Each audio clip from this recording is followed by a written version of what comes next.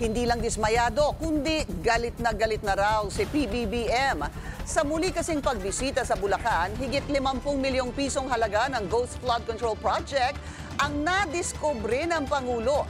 Dahil dito, ipinapa-blacklist na niya ang kontraktor at sasampahan pa ng kaso. Narito ang agenda report ni Ivy Reyes. I'm getting very angry. This is what's happening here. Walang ginawa kahit isang araw hindi nagtrabaho. Wala. Opo. Wala kang makita, puntahan ninyo, wala kayong makita kahit na ano. Tuloy-tuloy ang pagbaha doon sa kabila. Sa pangalawang pagkakataon, ginalit ng Bulacan si President Bongbong Marcos matapos tumambad sa Pangulo ang 55.7 million peso ghost project sa Baliwag. Sa kontrata, kumpleto na ang proyekto nitong June 2025. Pero nang inspeksyonin ng Pangulo, ni isang semento, walang nakatayo dito. Isang 220-meter flood protection ang nakasaad sa kontratang pinirmahan Pebrero ngayong taon. No, I'm not disappointed, I'm angry. As of last month, June, ang report dito, 100% complete at saka fully paid. Wala kaming makita na kahit isang hollow block, isang ng simento, walang equipment dito.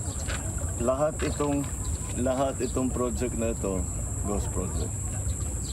Walang ginawa na trabaho dito. Ang dami raw teknik ng mga kontraktor para maisahan ang gobyerno. Pero sa huli, substandard daw ang quality na tinatamasa ng publiko. Sa ngayon, tinitingnan ng administrasyon na itag as economic sabotage ang ghost projects na ito dahil falsification na umano ang ginagawa ng mga kontraktor na involved. Ang tinutukoy na kontraktor, ang SYMS Construction Trading na may 14 flood control projects sa Bulacan base sa sumbong sa Pangulo.ph. Ang mga proyekto nagkakahalaga mula 14 hanggang 77 million pesos. Nang makausap ang mga kontraktor, nagtuturoan pa raw ang mga ito kung bakit tapos na ang proyekto sa papel pero wala kahit isang hollow block na patayo ng mga ito. Sa kabilang panig ng purok na ito, mayroon din daw isa pang proyekto. Ang kaso, walang kahit anong record o kontrata. Samantala, ibininyag ng palasyo ngayong umaga na walang kahit anong flood control master plan ang na-turn over ni former Public Works and Highways Secretary Mark Villar kay DPWH Secretary Manny Bonoan. Walang natanggap na turnover mula kay then Secretary DPWH Secretary Mark Villar, si Secretary Bonoan.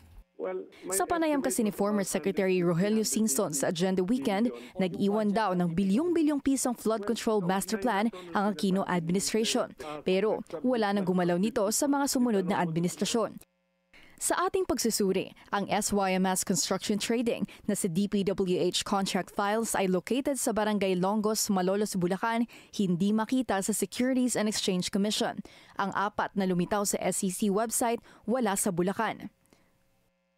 Bukod sa blacklisting, nahaharap sa kasong graft and corruption ang SYMS Construction. Nangako rin ang palasyo na uusigin pa ng administrasyon ang mga nakakalat nitong report sa sumbong sa Pangulo website. At ang mensahe ni PBBM sa mga magkakakonsyaba sa mga ghost projects, hindi na kayo nahiya.